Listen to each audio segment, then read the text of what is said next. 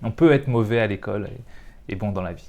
Bonjour à vous, aujourd'hui on se retrouve en interview avec Tony Jazz. Il est connu pour avoir créé la musique de campagne de Barack Obama. Il va vous donner des conseils sur l'entrepreneuriat et sur l'investissement pour vous apprendre à passer à l'action.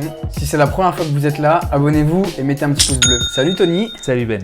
Est-ce que tu peux te présenter du coup pour les personnes qui ne te connaissent pas? Je m'appelle Tony Jazz, je suis investisseur et entrepreneur, investisseur dans tout un tas de choses, l'immobilier, la bourse, la crypto-monnaie et entrepreneur évidemment à côté.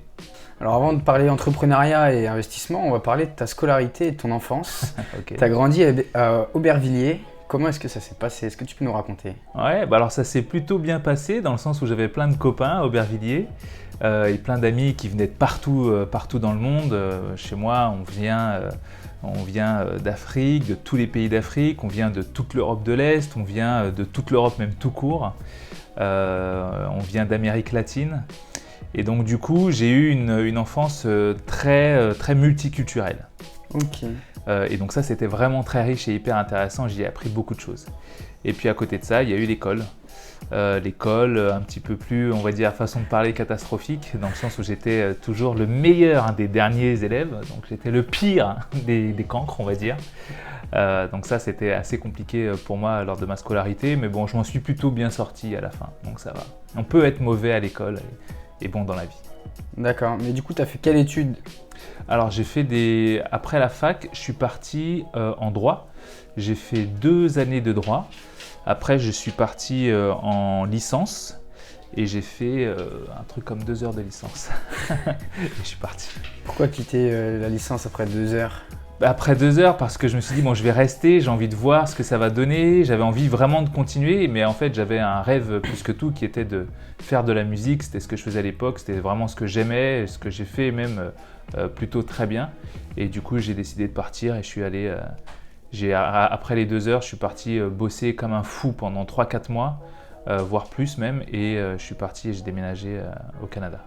Ok, mais qu'est-ce que tu appelles bosser comme un fou? Alors en fait, j'ai été magasinier dans une petite épicerie. Ouais. Je mettrais des trucs en rayon. Là, je me rappelle que j'avais fait à l'époque un truc comme 900 € en un mois. C'était énormissime pour moi. Ça faisait vraiment beaucoup d'argent.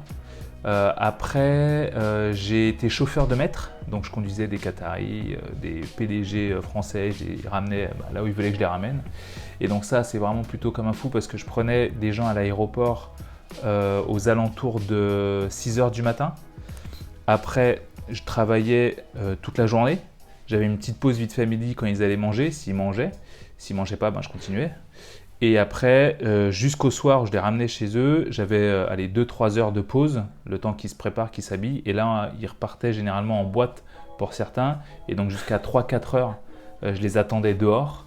Donc endormis dans la voiture, dans le froid. Et après, je les ramenais chez eux, je dormais 1 ou 2 heures. Et là, je repartais jusqu'à 6 h du mat. J'étais à l'aéroport et ça continuait. Et j'ai fait ça pendant 2 mois. Je me suis un petit peu abîmé la santé à cette époque-là. Mais j'étais jeune, donc ça se récupère vite. Et quelle leçon tu retires justement de ces 2 mois-là où tu as travaillé très intensément et où tu as travaillé finalement jusqu'à te fatiguer En fait, si tu veux, à ce moment-là, tu te dis que si tu veux atteindre ton objectif, moi, mon rêve, c'était de partir au Canada. C'était un pays, j'étais tombé en amour pour ce pays quelques années plus tôt. Je me suis dit, voilà, si je veux vraiment y retourner, je suis allé à l'ambassade un matin, on m'a donné tous les documents et tout ce qu'il fallait pour valider le visa. Quand j'ai vu écrit sur la feuille, il y avait un truc comme, je crois que c'était 5 000 € qu'il fallait avoir sur le compte bancaire certifié par la banque. Ouais. Je dis 5 000 €. Mais où je vais trouver 5 000 € moi? Je sais pas comment trouver 5 000 €. Et quand j'ai vu que j'avais bossé comme un chien à l'épicerie et que j'avais fait 900 balles, je me suis dit waouh, ça va être long. Parce que 900 €, après tu les utilises, je mettais de l'essence dans ma voiture, même si c'était vraiment en mode frugaliste, je ne dépensais rien du tout pour vraiment garder mon argent. Je me dis ça va être long. Donc à un moment, je me suis dit pour que ce soit le moins long possible, faut que je m'arrache. Je me suis arraché. Et du coup, tu es parti au Canada et qu'est-ce qui s'est passé après? Qu'est-ce que tu as fait là-bas? Alors après le Canada, je suis arrivé un jour au Canada, je m'en rappelle, le commandant de bord nous dit il fait moins 13 degrés. C'était la première fois que j'entendais une température négative aussi balèze. Moins 13 degrés, j'arrive, je connais personne. parce que moi je suis parti à l'aventure, hein. J'étais complètement, tu sais, quand tu es un peu plus jeune, tu es complètement inconscient. J'étais complètement inconscient. J'ai pris ma guitare, mon ordinateur, j'ai fait une valise où il y avait quasiment rien dedans. J'avais juste un gros manteau que j'avais acheté parce qu'on m'avait dit qu'il faisait froid au Canada. C'est tout, quoi, tu vois. Et donc du coup, je suis arrivé, je connaissais quasiment personne. La veille, j'avais fait connaissance sur un truc qui s'appelait MSN, des nanas à l'époque sur des chats canadiens. Et ils m'ont dit, nous, on peut t'accueillir si tu veux pour 100 $ par mois, on te prête notre canapé. Je suis putain, c'est génial. Et donc du coup, c'était l'un de mes loyers les moins chers de ma vie. Donc ça, c'était plutôt cool. Et c'est comme ça que je suis arrivé, c'est comme ça qu'elles m'ont hébergé alors que je ne les connaissais pas. Et puis au fur et à mesure, j'ai posté des annonces, j'ai commencé à faire ma musique, commencé à vendre ma musique, ça a commencé un peu à se débloquer pour moi. Mais il y a eu des périodes assez complexes, quoi, où tu manges du riz et des oignons pour faire ta viande parce que tu n'as pas les moyens de t'acheter de la viande, puis tu bois de l'eau toute la journée parce que tu peux rien payer d'autre que de l'eau du robinet, quoi. Ouais, donc tu es passé du droit à chauffeur de maître à plein de vie professionnelle, à directement musicien au Canada. Ouais, musicien, c'est ce que je faisais déjà, c'est ce que j'adorais faire, c'était vraiment mon truc, j'adorais. Et je voulais en faire un métier, je voulais que ce soit ma profession principale, quoi. Okay. Mais bon, quand je suis arrivé au Canada, en vrai, j'avais cet argent de côté, donc ça c'était cool, mais je le dépensais très peu, j'achetais peut-être mon matériel de musique, des cordes de guitare, des choses comme ça. Mais en vrai, j'ai quasiment pas dépensé parce que quand je suis arrivé, j'ai donné des cours de français à des anglo-saxons, vu le quartier où j'habitais. J'ai donné des cours de musique pour essayer toujours de me faire un peu d'argent et pas prendre sur mes réserves, quoi. Du coup, par rapport à la musique, on te connaît notamment pour avoir fait la musique de campagne du président Barack Obama. Ouais. Comment t'es passé justement de la France au Canada à faire tes petites musiques dans ton coin, à donner des cours de français, à faire la musique pour le futur président justement qui était Barack Obama à l'époque? En fait, à l'époque, si tu veux, Barack Obama n'était pas du tout connu.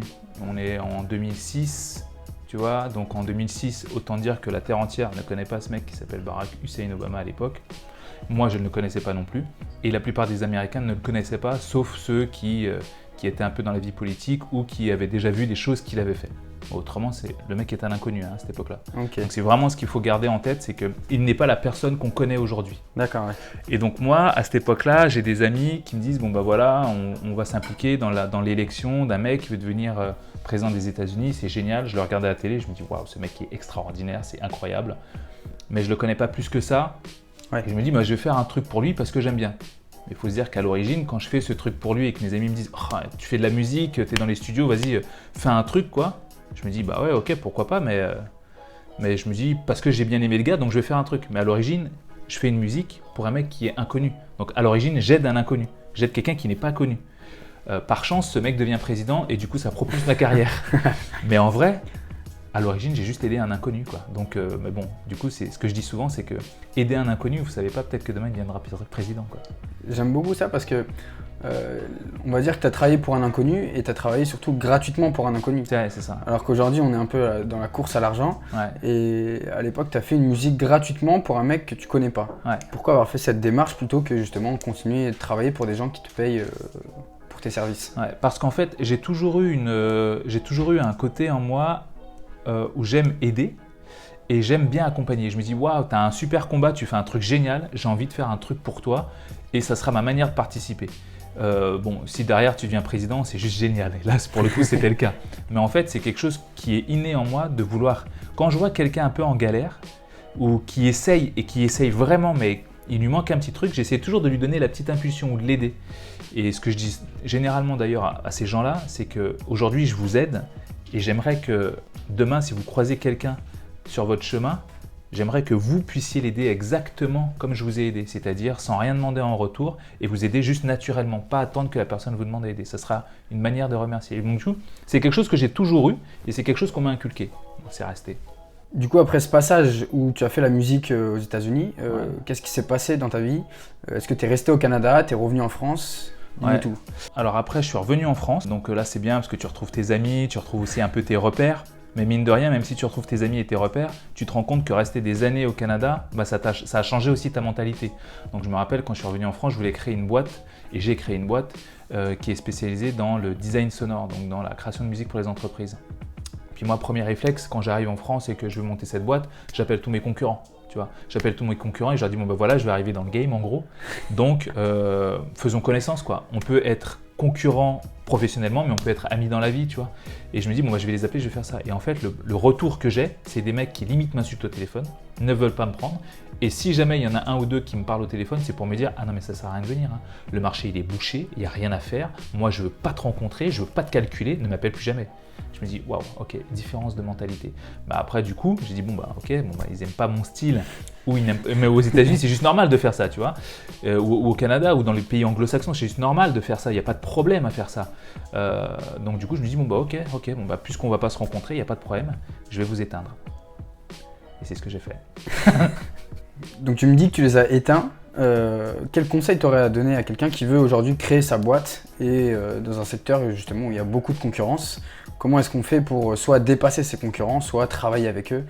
Quelle est la mentalité aujourd'hui et comment justement créer sa boîte? Alors déjà, le conseil généralement que je donne à tout le monde, et c'est l'un des meilleurs conseils qui existent au monde, il n'y a pas mieux, c'est il faut avoir un entourage. Il faut avoir des gens autour de toi qui essayent, qui font, qui réussissent ou qui réussissent pas, mais qui ont envie, tu vois. Et ça, du coup, ça va te donner envie parce que il y a des moments, tu as des petits moments de doute. Il y a des moments, tu es là, putain, mais ça sert à quoi que je fasse tout ça, quoi? Vas-y, c'est bon, je vais prendre un job à la poste. Enfin, tu vois, je dis n'importe quoi, hein. Ouais. Mais tu vois, parce que tu en as marre, quoi. Tu es là, putain, je galère, je pousse et ça avance pas. Et en fait, ce qui te permet de garder la foi, c'est vraiment d'être avec des gens qui soient dans la même dynamique que toi. C'est essentiel. Après, si tu veux créer une boîte dans un secteur où il y a beaucoup de concurrence, c'est bon signe. Ça veut dire qu'il y a un marché. Parce que si tu vas dans un secteur où tout le monde s'en fout, je dis n'importe quoi, tu veux vendre du sable du Sahara et qu'il n'y a personne qui veut en acheter, ouais, c'est peut-être parce qu'il n'y a pas de marché, tu vois. Donc s'il y a beaucoup de concurrence, c'est bon signe. Et après, bien évidemment, il faut regarder tout ce qui se fait sur ton marché. Il faut juste faire mieux et différemment. Dans le sens mieux, c'est-à-dire, bon, ils offrent un service aujourd'hui, eh ben, va voir tes clients et dis ok, qu'est-ce que vous faites, qu'est-ce que vous aimez, pourquoi vous achetez ça? Ok, d'accord. Ok, donc là, c'est ce que tu vas faire de mieux. Et après, tu vas le faire différemment pour attirer un peu plus l'attention sur toi. Et normalement, avec de la persévérance et beaucoup de travail, tu y arrives sans problème. Avant de revenir sur la partie entourage, qui est une partie sur laquelle je veux vraiment qu'on appuie, en regardant sur Google un petit peu, en fouinant, on te voit aussi aux côtés d'Alain Juppé. Ouais. Qui est Alain Juppé et comment tu t'es retrouvé à travailler avec lui? Ouais. Alain Juppé, c'est un ancien Premier ministre français et ancien maire de Bordeaux. En fait, j'ai habité Bordeaux pendant de longues années et donc du coup, forcément, c'est pour ça que comme j'ai créé aussi ma boîte à Bordeaux à cette époque-là, j'ai été amené à le rencontrer et puis on a été amené à travailler ensemble tout simplement parce que je sais pas, c'est bizarre à dire comme ça, mais il a dû voir en moi un talent certainement que d'autres n'ont pas vu et c'est comme ça que j'ai été amené à travailler avec lui et après en fait de fil en aiguille, j'ai travaillé avec d'autres personnes, d'autres grosses sociétés. Et d'autres politiques aussi dans tout ce qui est marketing de crise. Donc en gros, dès qu'il y a un gros problème, dès qu'il y a un truc un peu compliqué, on m'appelle.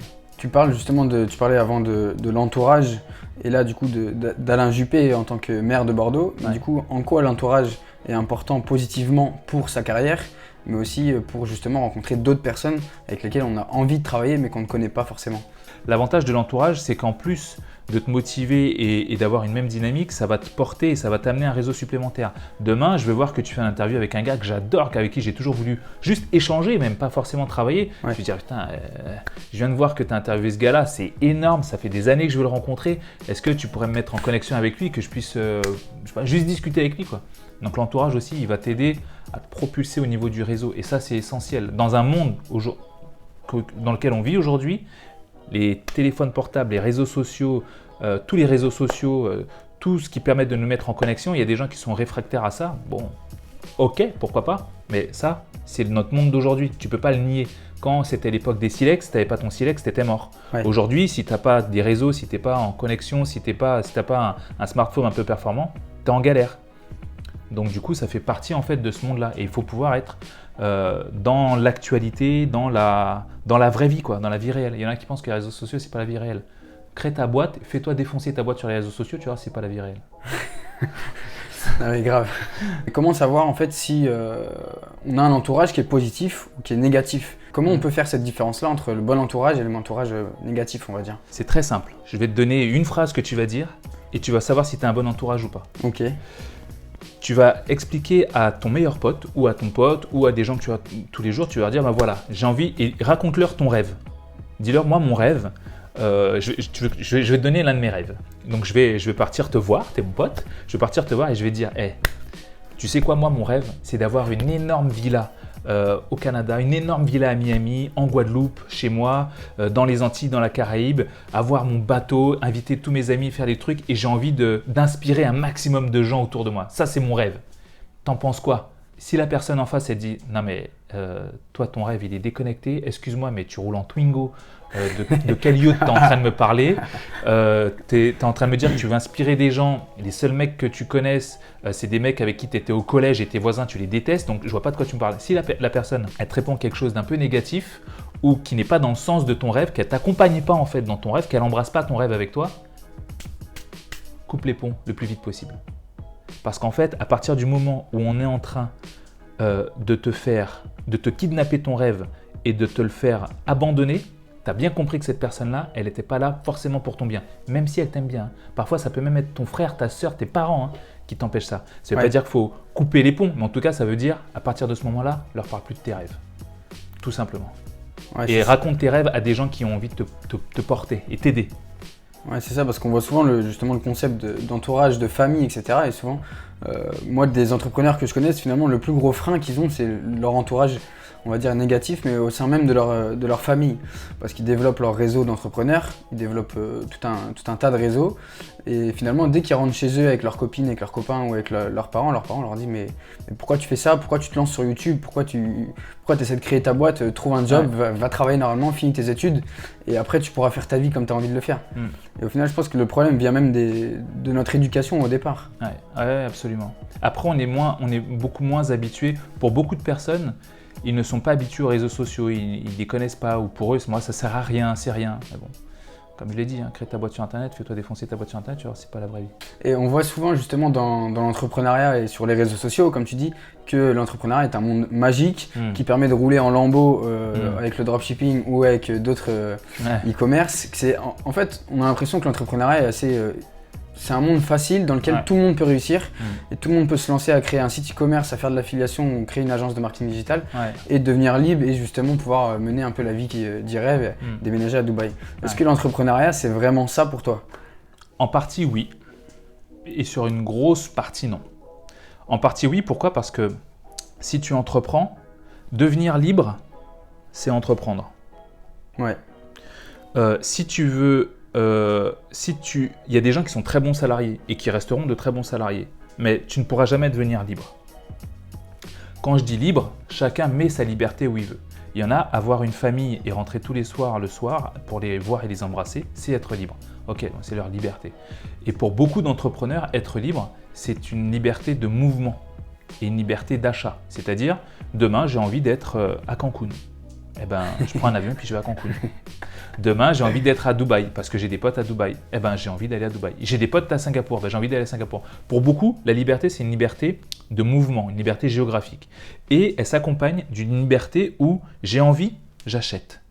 Je veux finalement pas aller en éco, je vais aller en première. Eh ben, j'achète la première. J'ai envie de... la petite Clio, j'en ai un peu marre, j'ai envie de la Aventador. Bon, aujourd'hui, je vais me payer la Aventador. Pour beaucoup, c'est ça. Ou après, ça va être des fringues, des machins comme ça. Chacun place sa liberté où il le souhaite. Moi, c'est pas là où je place ma liberté, mais je comprends et je peux comprendre très facilement et très aisément que certaines placent leur liberté là. Et du coup, si tu veux ça, tu peux pas avoir ça en faisant un job 9-17. C'est impossible. Parce que 9-17, ça a été fait pour que tu puisses bosser sur le projet de quelqu'un à moindre frais pour que lui, il en récupère les bénéfices. C'est normal. Si demain, tu prends un salarié, tu crois vraiment que tu vas payer le salarié plus que toi? Alors, il y a des boîtes où ça se fait naturellement parce que les mecs ont plus d'argent pour se payer avec ce qui se passe en ce moment, le Covid et tout ça, par exemple. Mais en vrai, le patron, il est là pour faire plus d'oseille que toi, quoi. Il est là pour te faire bosser. Il échange ton temps contre un petit peu d'argent. Donc, tu ne peux pas devenir libre en étant salarié, c'est pas possible. Et donc ça passe forcément par être entrepreneur. Et ce qui est cool, c'est que les réseaux sociaux ont ramené un truc à notre jeunesse, que je trouve plutôt bien, c'est l'envie d'être entrepreneur. Alors qu'avant, les gens avaient, après la guerre, envie d'être fonctionnaire ou envie d'être ouvrier. La sécurité. La sécurité, parce que tu vois, ils sortaient de la guerre.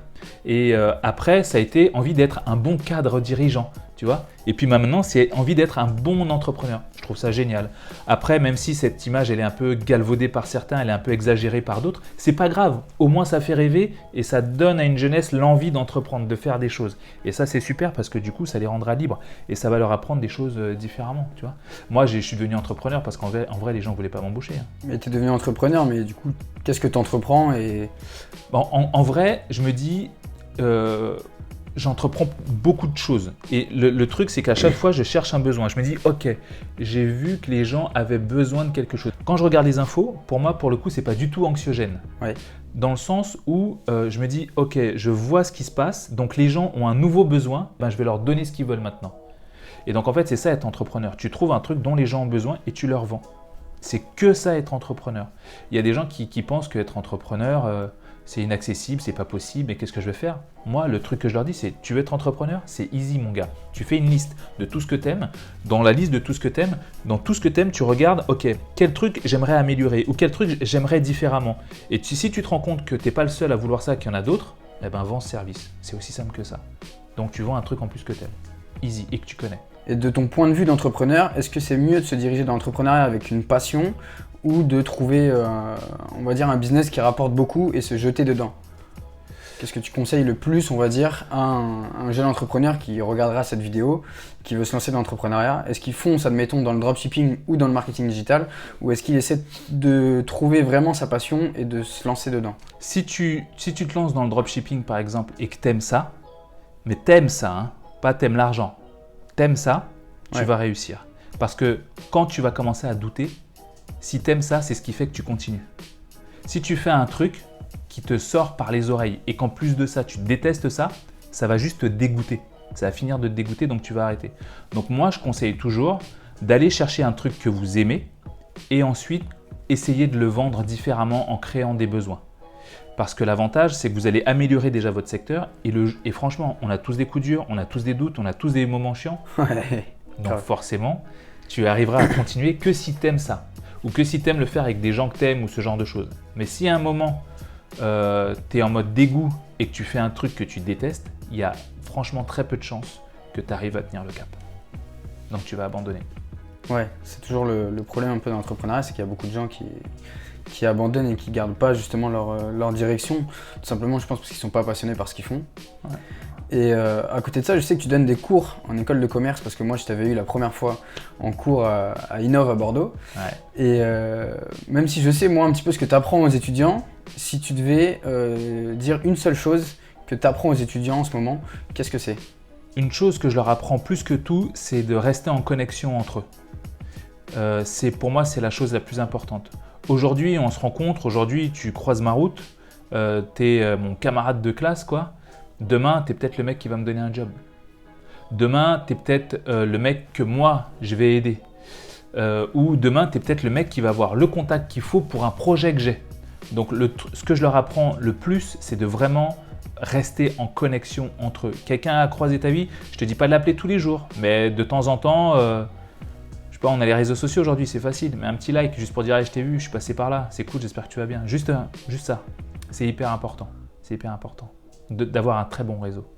C'est important d'avoir un réseau, mais du coup, comment est-ce qu'on l'entretient? Parce que du coup, tu nous as expliqué un peu comment le développer, mais comment on l'entretient finalement ce réseau-là? Comment on reste en contact avec les personnes qu'on a? Justement, parce que du coup, nous, quand on était à l'école, on était 30 dans ma classe. Je peux pas toutes les semaines parler avec ces 30 personnes-là en sachant que j'ai des amis à côté, j'ai des intervenants avec qui je discute aussi, j'ai ma famille. Je peux pas parler à tout le monde. Donc comment on fait justement pour entretenir cette relation-là et justement peut-être être amené à discuter avec la bonne personne au bon moment quand on cherche un job ou qu'on cherche des clients? Fais-moi entrer dans une classe où il y a 30 personnes, laisse-moi 10 minutes dans la classe et je te dirai avec qui il faut que tu restes en connexion. En vrai, c'est ça le truc, c'est que tu peux pas rester en contact avec 30 personnes. Par contre, tu peux avoir la capacité d'avoir l'œil et te dire, ok, lui il est intéressant, lui il est pas intéressant, lui il est intéressant, lui il est pas intéressant.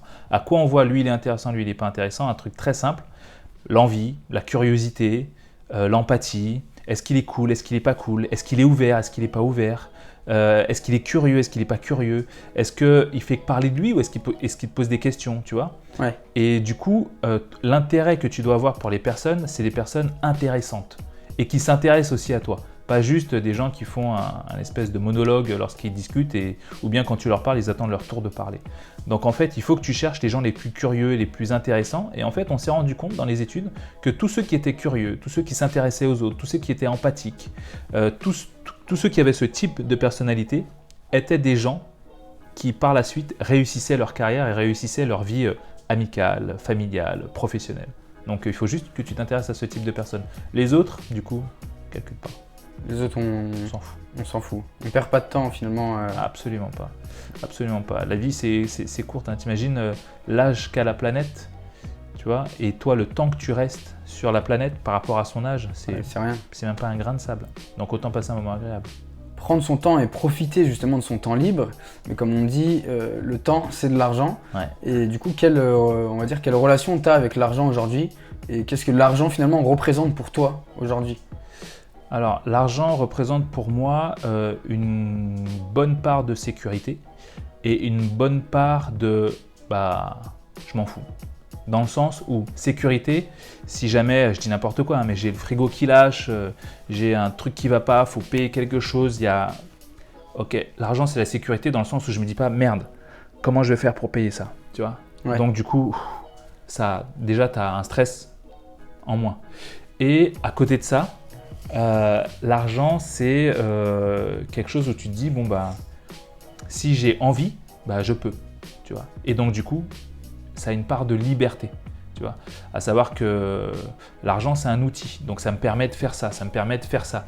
Ah, il y a un problème là, il faut régler ça, tac tac tac. Parfois en payant ou en faisant certaines choses, le problème peut se régler. Alors tous les problèmes ne se règlent pas avec de l'argent, hein, mais une grosse partie, une très très grosse partie. Voilà. Celui qui pense que beaucoup de choses ne se règlent pas avec de l'argent, se règlent avec autre chose, je pense qu'il n'a jamais eu de réels problèmes dans sa vie. Mais quand tu as des réels problèmes dans ta vie, quand c'est vraiment grave, tu te rends compte que quand tu as de l'argent, ça va beaucoup plus vite. Ouais, tu peux régler tous tes problèmes. Donc en soi, l'argent, tu veux dire que c'est pas l'argent, c'est pas de la liberté. Si je te donne 500 €, c'est pas ça qui va te rendre plus libre. Ou l'argent, il est le bonheur, mais ça te permet justement d'avoir une liberté qui derrière te permet de dégager du temps. Et c'est ce temps libre où tu vas pouvoir faire des activités et justement être heureux dans ce que tu fais. Ouais, c'est ça. Ou bien même en outil, tu me donnes 500 €, je peux très bien aller les claquer dans un magasin. Ouais. Ou bien je peux me dire, tiens, ces jours-ci, j'ai entendu parler d'une petite action qui est pas mal et qui fait que monter, je mets les 500 € dessus. Quand tu as claqué les 500 € dans le magasin, le truc que tu as acheté à 500 balles, peut-être qu'il en vaut que 300 maintenant cette semaine. Parce que tu as sorti du magasin, patati patata. Ouais. Mais peut-être que les 500 € que j'aurais mis dans l'action, cette semaine, ce sera peut-être 700 €. Avec les 200 € de plus-value, je peux déjà faire plus de choses qu'avec les 500 €. C'est vrai que c'est malin. Et à côté de ça, je sais aussi que tu as investi dans l'immobilier. Ouais. Est-ce que tu peux nous en dire un peu plus sur l'investissement immobilier en général et sur tes investissements? Ouais, l'investissement immobilier, tu vois, il est hyper important dans le sens où c'est quelque chose qui fera que tu auras toujours un toit au-dessus de ta tête. Les gens se disent oui, mais moi j'habite chez mes parents ou je loue mon appartement. Alors certes, ça peut être très intéressant, mais tu te rends vite compte que se retrouver à la rue, ça peut aller vite. Ouais. Quand tu connais des gens qui ont vécu cette expérience, que hop, tu te sépares de quelqu'un, hop, t'as plus d'appartement. Avoir des biens immobiliers, c'est une sécurité supplémentaire de ne pas finir à la rue. C'est essentiel et c'est quelque chose que tout le monde doit avoir. Quand c'est chez toi, on peut pas te faire sortir. Tu loues ton appartement, pense pas que tu vas le louer toute ta vie. Le propriétaire, demain, il décide de le vendre. Il te propose de l'acheter, t'as pas les moyens. Tu sors. Tu vois, et s'il veut mettre sa fille, son fils dans l'appartement et que tu es dedans, il t'envoie un courrier, il te donne un congé, tu sors. Donc, l'immobilier est essentiel, d'un, pour pouvoir toujours avoir un toit, et de deux, pour avoir des rentes régulières. Tu achètes un appartement et tu le loues. Donc, investir dans l'immobilier, pour toi, c'est avoir une sécurité et un toit au-dessus de sa tête, quoi qu'il arrive. Ouais. Est-ce que toi, tu as des investissements aujourd'hui immobiliers? Alors oui, j'ai des investissements immobiliers. Ça a même été la première chose dans lesquelles j'ai investi.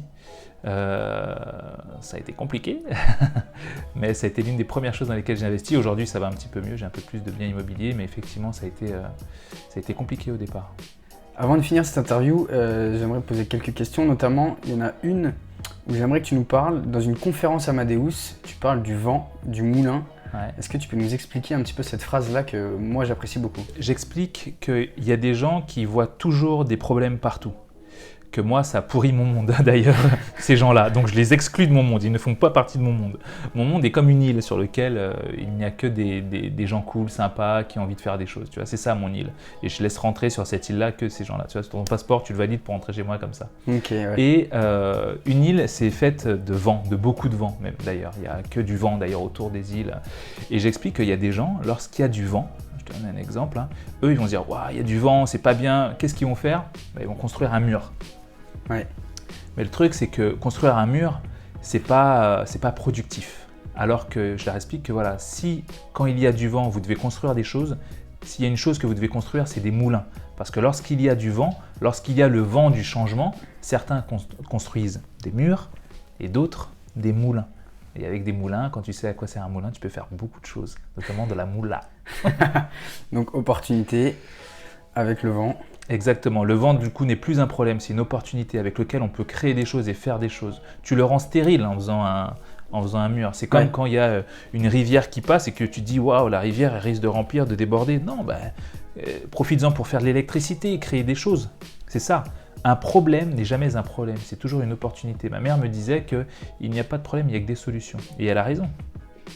Ouais, tout est fait d'opportunités. Exactement. Et du coup, quels sont tes projets pour cette année, tes opportunités, on va dire, pour 2021, 2022 et les années qui arrivent?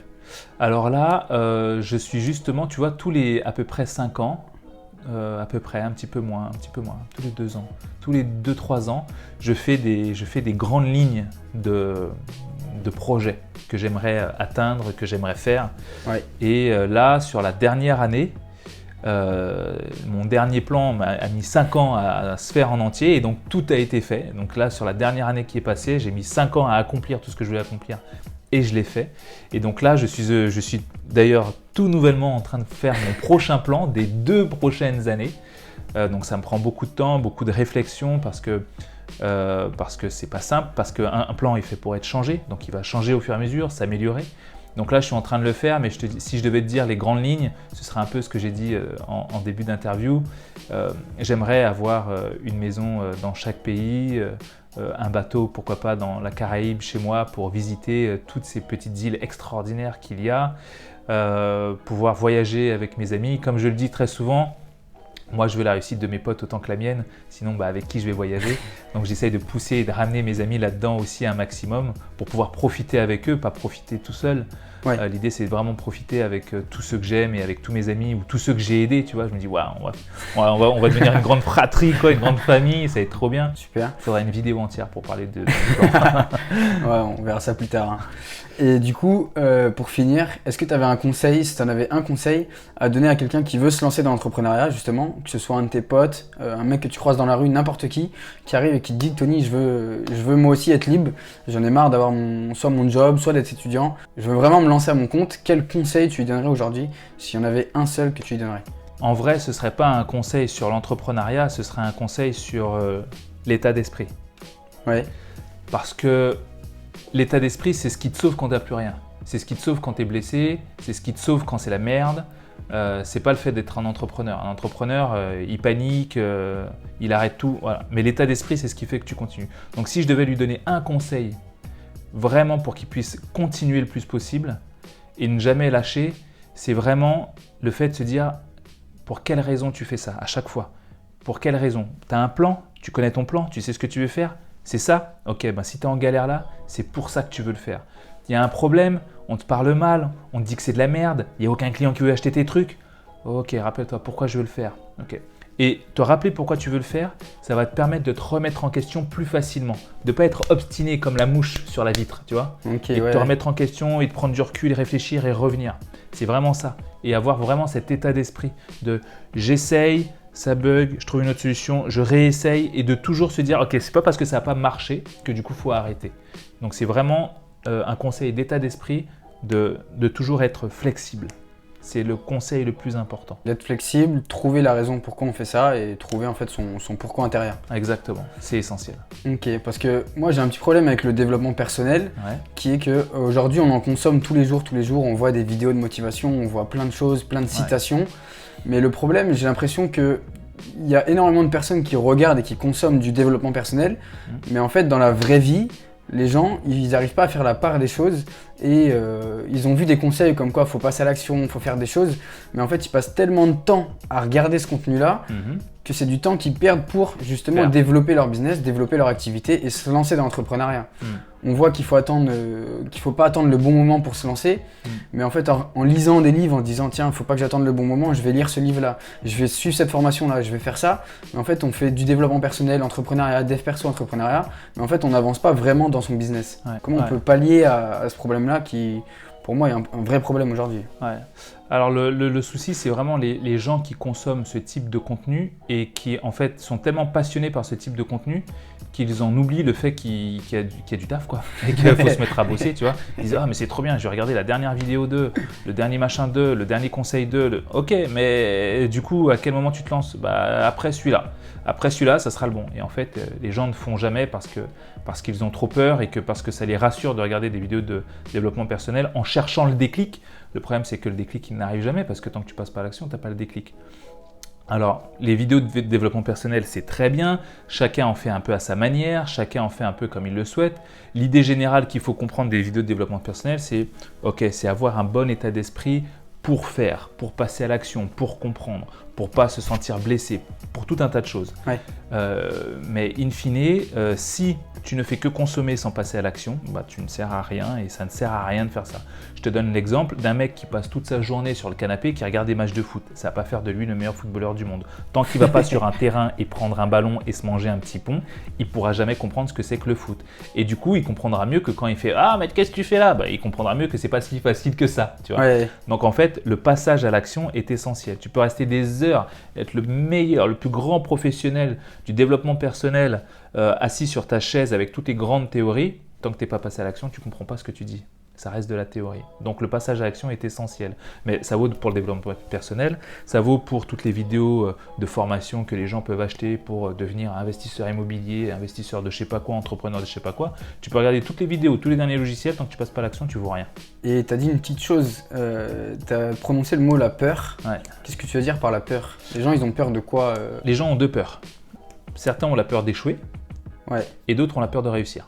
Donc la peur d'échouer, c'est quoi? C'est je vais faire, je vais me planter, tout le monde va se foutre de ma gueule, même moi je vais être déçu de moi-même et du coup ça va pas me donner l'envie de continuer. Un peu comme cette interview où j'essaie de renouveler mon contenu, j'essaie de créer des nouvelles choses et je sais pas si ça va marcher ou échouer, mais je tente. On tente, exactement, on essaye. Et après, tu as la peur de réussir, c'est que cette vidéo, elle fait 1 million de vues. C'est un truc incroyable. Bon là on est dans les débuts peut-être, où on a peut-être déjà passé le million de vues, je ne sais pas où on en est quand vous lirez cette vidéo, mais tu vois. Et du coup, tu dis, ouais, mais attends, mais si je fais 1 million de vues, comment je vais gérer toute cette popularité, ces gens qui m'écrivent? Et il y a des gens qui paniquent de réussir. La peur de réussir et la peur de l'échec. Ce sont les deux peurs qu'il faut très, très vite. Alors, comment les enlever? Passer à l'action et se renouveler. Donc, tu passes à l'action. Donc déjà, du coup, tu n'as plus la peur. Et à partir du moment où tu vas échouer, bah, tu vas te renouveler. Et si jamais tu réussis, eh ben, c'est pour ça que tu l'as fait. Donc, n'aie pas peur d'échouer quand même. C'est bizarre. Ouais, c'est bizarre et c'est un peu la mentalité aujourd'hui qui est un peu étrange et qu'on ne comprend pas de certaines personnes. Mais ok, et si tu avais un livre à conseiller pour finir cette interview, pour les personnes qui vont regarder cette vidéo, qu'on soit 500 ou justement plus d'1 million, si tu avais un seul livre à conseiller, lequel ce serait? Si j'avais un seul livre à conseiller, alors tu vois, bizarrement, si j'avais un seul livre à conseiller, ce ne serait pas l'un de mes livres. pas parce qu'ils sont, je sais pas quoi, ils sont très bons. Mes livres sont pour le coup vraiment très bons, mais ce serait le livre de quelqu'un que j'admire beaucoup, qui est un écrivain qui s'appelle Paulo Coelho, et ce serait un livre qui s'appelle L'Alchimiste. Parce que L'Alchimiste, je vous le conseille si vous ne l'avez jamais vu, ce livre a changé ma vie, et à chaque fois que j'échange avec quelqu'un qui a lu ce livre, toutes les personnes me disent « ce livre a aussi changé ma vie ». En fait, il change la vie de tout le monde, mais d'une manière absolument différente. C'est incroyable le pouvoir qu'a ce livre-là. Donc maintenant, vous mettez en pause et vous commandez L'Alchimiste, et vous dites pas « je le ferai après la vidéo », non, vous le faites maintenant, et après vous reprenez l'interview. Exactement. C'est l'histoire d'un gars, d'un berger qui a toujours eu un rêve. Et ce rêve était de devenir quelque chose ou quelqu'un. Et de trouver quelque chose aussi, en même temps. Et en fait, ce berger, il a ses brebis, il a ses chèvres et il a envie de faire quelque chose. Mais à chaque fois qu'il essaye, tout se casse la gueule pour qu'il n'y arrive pas. Mais du coup, il essaye, du coup, il revient en arrière, puis il essaye. Et en fait, toute la magie de ce livre se conceptualise au moment où il essaye et il commence à faire les choses. Mais à chaque fois qu'il fait quelque chose et qu'il fait 10 pas en avant, eh ben, il en fait 9 en arrière où il y a un truc qui le ramène 9 pas en arrière. Et ce petit pas qui reste lui apprend toujours quelque chose. Et toutes les leçons qu'il y a dans ce livre sont extraordinaires jusqu'à la fin où il faut lire le livre et là, c'est là que ça change votre vie. C'est le secret à la fin. Le secret, exactement. Ok, et juste avant, tu nous as parlé des livres. Tu as déjà du coup 2, 3, 4 livres? Ouais, j'ai un premier livre qui est On Air Marketing du son au marketing, qui est un livre que j'ai écrit lorsque j'avais ma société spécialisée dans le design sonore, où j'explique comment la musique qui est sur cette vidéo peut-être, la musique que vous entendez dans les magasins, la musique vous fait consommer.